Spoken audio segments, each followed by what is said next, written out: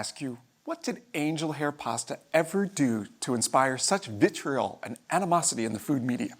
And if you think I'm making this up, I'm going to read to you some recent stories that have been in the media. First one, you couldn't pay me to eat angel hair pasta? Or LeBron James hates angel hair spaghetti and he's not wrong?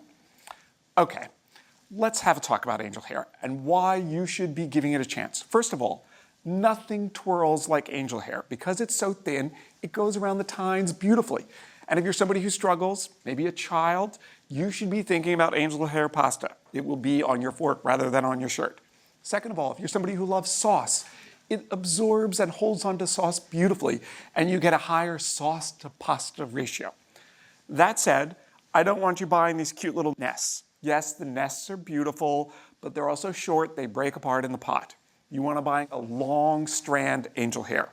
Now, if you're thinking, what's the right size? Because there is such a thing as angel hair that is too thin. I've got spaghetti here. This is 2.3 millimeters. This is the thinnest of the angel hair. This is just 1.1 millimeter. It was really difficult to cook. Even when we reserved pasta cooking water, it was sticking together. You want to get our winner. Our winner is from Barilla.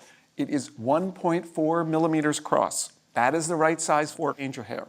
So if you're somebody who has trouble twirling, or maybe you're somebody who just loves sauce, or maybe you're an iconoclast who wants to ignore what the food media is telling you, except for this food media, go ahead, give angel hair a chance.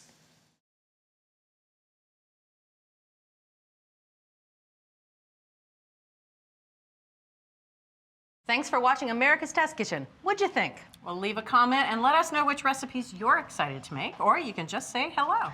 You can find links to today's recipes and reviews in the video description. And don't forget to subscribe to our channel. See you later. I'll see you later.